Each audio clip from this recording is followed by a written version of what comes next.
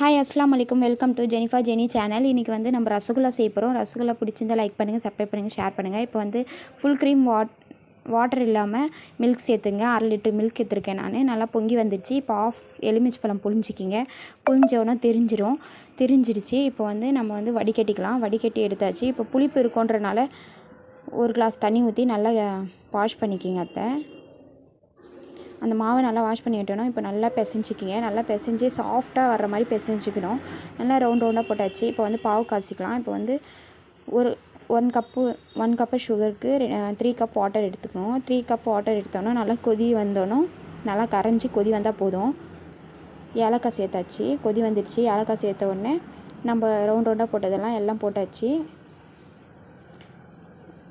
நல்லா கொச்சி வந்துடுச்சு. நல்லா சாஃப்டாக வந்திருக்கு. இந்த எங்கள் வீடியோ பிடிச்சிருந்தா லைக் பண்ணுங்கள், ஷேர் பண்ணுங்கள், கமெண்ட் பண்ணுங்கள். ஓகே, பாய்.